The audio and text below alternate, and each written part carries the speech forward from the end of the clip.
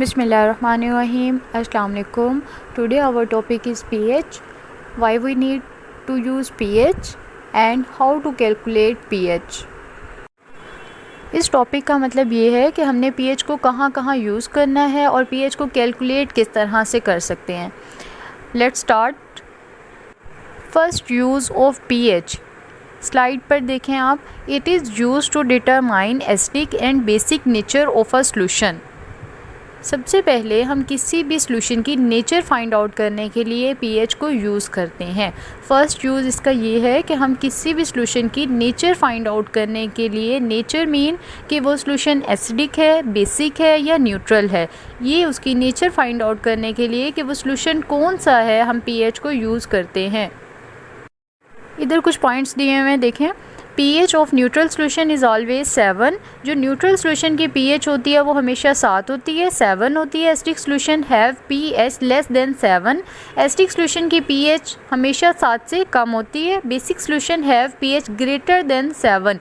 Basic solution की pH greater than 7 होती है, 7 से ज़्यादा होती है. एसिडिक सॉल्यूशन होगा तो उसकी pH 7 होगी और बेसिक होगा तो उसकी ग्रेटर देन 7. सेकेंड यूज़ इसका ये है, it is use to produce medicine culture of a microbiological particular concentration of H positive ions. इसका मतलब ये है कि ये प्रोड्यूस मेडिसिन, ये मेडिसिन बनाने में इस्तेमाल होती है, यानी कि कोई भी अद्वियात बनाने में, किसी भी तरह की मेडिसिन बनाने में इसको यूज़ किया जाता है. Culture of a microbiological particle, इस लाइन का मतलब ये है कि ये इस ऐसा इन्वायरमेंट पैदा करने में, ऐसा इन्वायरमेंट बनाने में भी इस्तेमाल होती है जहाँ पर सेल ग्रोथ कर सकते हैं. Third use, it is use to prepare solution of required concentration necessary for certain biological reactions. इसका मतलब है कि ये डिफरेंट तरह के सॉल्यूशन बनाने के लिए भी इस्तेमाल होती है, यूज़ होती है. और वो सॉल्यूशन जो हमें ज़रूरी होते हैं, जो हमें चाहिए होते हैं, हमारी डिज़ायर्ड कंसंट्रेशन के अकॉर्डिंग ये डिफरेंट सॉल्यूशन बनाने में हेल्प करती है. और बायोलॉजिकल रिएक्शंस में जिन सॉल्यूशन की हमें ज़रूरत होती है, उन सॉल्यूशन को बनाने में भी pH हेल्प करती है. फोर इसका यूज़ है, pH control the availability of nutrients, biological function, microbial activity and behaviour of chemicals. pH control करती है न्यूट्रिएंट्स की अवेलेबिलिटी को, बायोलॉजिकल जो फंक्शंस हो रहे होते हैं उनको, केमिकल के बिहेवियर को और माइक्रोबियल एक्टिविटी को. फर्स्ट यूज़ इसका कि किसी भी सॉल्यूशन की नेचर फाइंड आउट करने के लिए. सेकंड यूज़ इसका कि मेडिसिन बनाने में और ऐसा इन्वायरमेंट बनाने में जहाँ पर सेल ग्रोथ कर सकें. थर्ड यूज़, ये डिफरेंट तरह के सॉल्यूशन बनाने में जिनकी हमें जितनी ज़रूरत होती है उसके मुताबिक, उसके अकॉर्डिंग सॉल्यूशन बनाने में ये हेल्प करती है. और ये कंट्रोल करती है, यानी कि उसको एक बैलेंस स्टेट में रखती है, अवेलेबिलिटी ऑफ न्यूट्रिएंट्स को, न्यूट्रिएंट्स की अवेलेबिलिटी को, उसके बाद केमिकल्स के बिहेवियर को भी, फंक्शंस को, बायोलॉजिकल फंक्शंस जो होते हैं उनको भी ये कंट्रोल करती है. अब हम देखते हैं कि pH को कैलकुलेट किस तरह से करते हैं. How to calculate pH. Calculate करने का एक फार्मूला होता है, नेगेटिव लॉग हाइड्रोजन, यानी कि इसका मतलब होता है नेगेटिव लॉगरिथम होता है molar concentration of hydrogen ions का. अब यही वाला फार्मूला हमने इसमें पुट करना है. फर्स्ट एग्जांपल की तरफ देखिए. हाइड्रोजन आयंस की उन्होंने मोलर कंसंट्रेशन की वैल्यू दी है 2 × 10⁻⁻⁵. इसमें हमने ये करना है कि हमने 5 को फर्स्ट में ले आएंगे जो उसकी पावर है, देन जो हमने फार्मूला अभी लिखा था नेगेटिव लॉग और hydrogen, negative logarithm molar concentration of hydrogen, negative उसका साइन आ गया, माइनस का लॉग आ गया, और यहाँ पर हाइड्रोजन क्या है हमारे पास 2 हमने इसके साथ लिख दिया.